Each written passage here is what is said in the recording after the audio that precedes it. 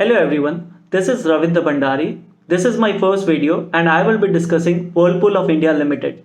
I will cover a brief overview of the company, the segment in which it operates in India, its lean cost structure, cash flow management and return ratios, company standing among its peers in India, and finally we will touch upon valuations. Whirlpool is an MNC entered in India in the 1980s as a joint venture with TVS Group and established its first manufacturing facility for washing machine in Pondicherry. In 1995, Whirlpool acquired Kelvinator India Limited, hence got marketing rights of Kelvinator in India, and this marked Whirlpool entry into the refrigerator market. Later, the company purchased TVS Group's stake in the JV, and later in 1996, Kelvinator was also merged to create Whirlpool of India Limited. This is the name of the entity which we see right now in India. Currently, the company has three manufacturing facilities at Faridabad, Pondicherry, and Pune. Recently, Whirlpool also acquired 87% in Elika PB, which has manufacturing facility of kitchen appliances at Pune. We will spend some time in understanding the total addressable market for Whirlpool core business. The company has mentioned in their quarterly results presentation low penetration of key products that they are selling. Hence, there lies a long runway of growth potential in all of their product portfolio. Besides penetration, there is a huge opportunity for premiumization, which we will discuss in due course. Refrigerator market is expected to grow 6% annually on volume basis, taking the annual sales from 13 million units to 18.6 million units in next few years. Refrigerator market is currently a $4 billion market. Value growth should be in double digit, few percentage points higher than the volume growth of 6% due to premiumization and price increase. As we discuss about premiumization, Indian market will gradually see a larger size refrigerator in the household. Refrigerator market can be classified as less than 200 liter, 200 to 500 liter, 5 to 700 liter, and more than 700 liter.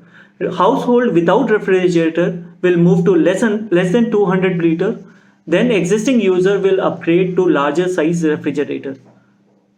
In terms of market share, Korean players hold larger market share. LG and Samsung combined hold near 60% market share. Whirlpool has been steady with near 18% in the refrigerator market. Coming to the second product, washing machine. Whirlpool holds number 3 position in washing machine in India. Washing machine penetration in India is lower than refrigerator, hence it will enjoy a longer runway for adoption. As domestic help become expensive in India, mechanization of work would be an ideal solution. In that regard, washing machine and dishwasher will find its way to the household in India. Washing machine market has grown at a high single digit number till 2020 to near 7 million units. Sales were near about $1.5 billion. Currently, 60% of the washing machine is sold in India is semi-automatic washing machine. Just like refrigerator, machine will also have a premiumization story. Besides penetration, people will move from semi-automatic washing machine to an automatic, and then from top load to front load machine as affordability improves in the country. Let's move to air conditioner. Indian AC market witnessed sales of near 3 million units a year and is expected to grow at double digit annually. AC penetration in India is near single digit, hence the potential for strong growth for next decade. Given the warm summers in India, air conditioning is very much a basic requirement. And as far as households are concerned, we will see higher AC usage per household. The scope of installing multiple AC units in a single house will also drive volume. Currently, the split AC will have a larger market share. This is because commercial and customer facing retail establishment will have mostly an split AC. Next in product lines for Whirlpool are water purifier and microwave. Among water purifier, Whirlpool brand lags other players in the industry. This segment is majorly dominated by Eureka Forbes, Kent, Live Pure, and HUL Pureit. However, if cross-selling from similar distribution can help gain some revenue, some incremental revenue for Whirlpool, this should always be welcome. Like water purifier, microwave will also be a small revenue contributor for Whirlpool, and this segment is dominated by two Korean players, LG and Samsung. Unlike Western world, which uses microwave for primary cooking purpose, Indian usage is more towards heating the already cooked food. Food is already prepared and then we heat it before our meal. In future, if India may start using microwave for primary cooking purpose, we will see higher volume sales. Let's summarize growth potential for white goods segment. As work from home, education from home, and non-availability of domestic help continue even after pandemic, home appliance requirement will definitely go up. Study and work from home would need a conducive and a pleasant environment that would increase the demand for air conditioner. Then non-availability of domestic help may increase demand for dishwasher and washing machine. As consumer experimented more with cooking during the pandemic, microwave sales might see a next leg of growth. There are some equipment where the penetration is very low in India. Clothes dryer, air purifier, and dishwasher, they can be the next commodity from which the white good company will drive their growth revenue. Let's move to see how Whirlpool is positioned to gain, given their manufacturing and distribution capabilities. We will also discuss how Indian operation can be used to cater to demand in the neighboring countries. India being a manufacturing center for Whirlpool, its facility can export to neighboring countries like Nepal, Sri Lanka, and Bangladesh. Combining population of these three countries can create a pool of one-sixth of India and can make a huge opportunity for growth for Whirlpool.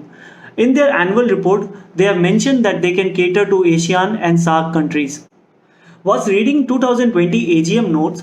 Back then, the company was working with 90% capacity utilization in washing machine and refrigerator segment.